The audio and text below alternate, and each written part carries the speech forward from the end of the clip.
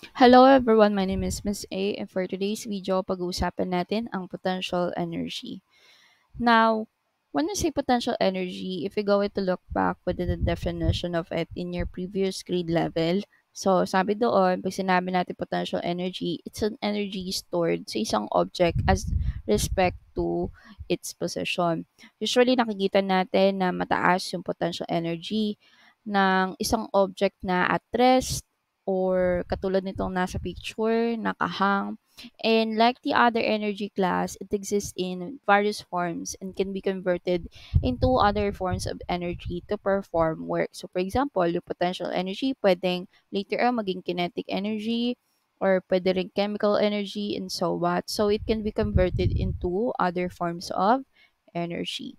Now, we have two types of potential energy. We have gravitational and elastic. So, sa gravitational potential energy, kapag sunulat natin sa formula, so we have PE grav. And yung example natin dito, syempre, sabi ko nga sa inyo, yung mga bagay na nakalambitan katulad ng stone na to, okay, that is suspended by the rope. Okay? So, paano nga ba na-stored yung energy sa given scenario natin dito. So, when the stone is lifted off or tinaas natin mula sa ground and hinayaan natin na nakalambitin siya using the rope, so the work done is happening against the force of the gravity.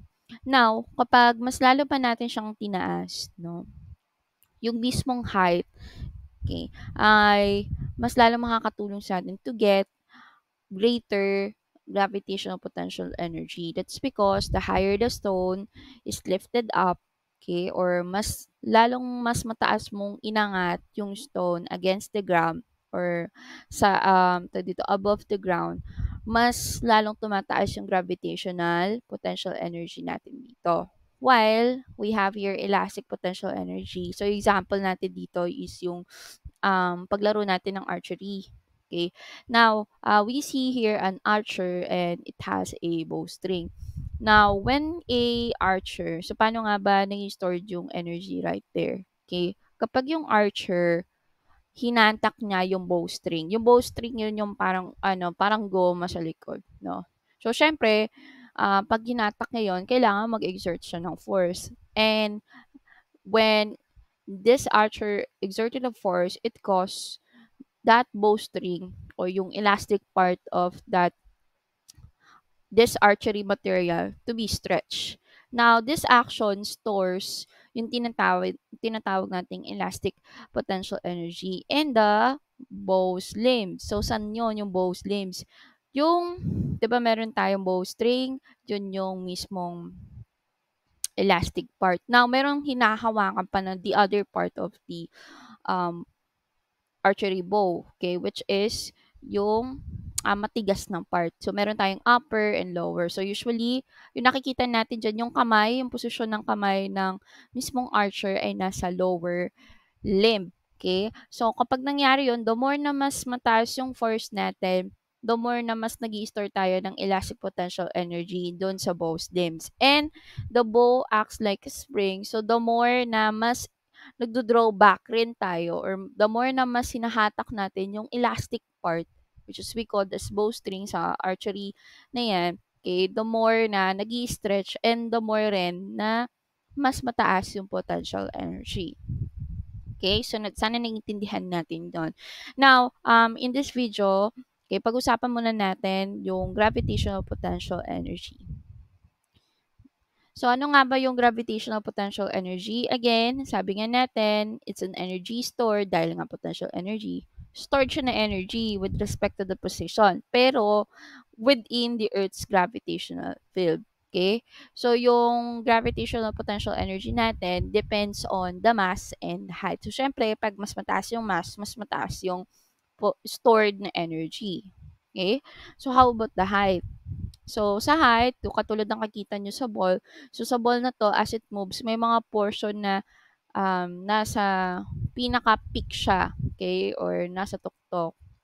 Now, pag mas nasa mataas na height class, mas mataas yung inyong um, PE graph, okay, or gravitational potential energy.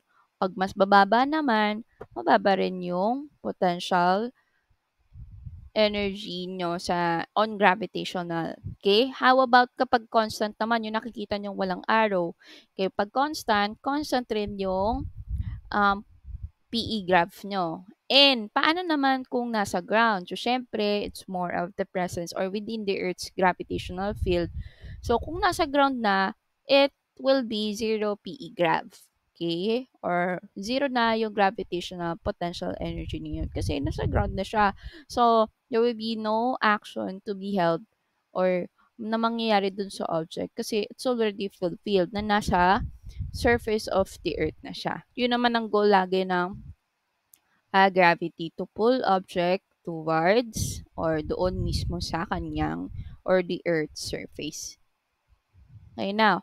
So, anong formula natin for this one? So, hangon natin dun sa mga kung saan siya dumidepende, no, yung ating gravitational potential energy. Unang-una, to make it a gravitational potential energy, dapat within the Earth's gravity. So, dapat may presence sa ating formula ng gravity. Next is, nagdidepende rin daw siya sa mass at sa height. So, with that, we have here the formula PE grav is equals to mass times gravity times or the value of gravitational field and the height. So again, when we say M is equals to mass, at ang unit natin dito is not grams but kilogram. Yung G naman is equals to gravitational field strength. That is equals to 9.8 Newton per kilogram on the Earth, and the height, which is dH, represented by H.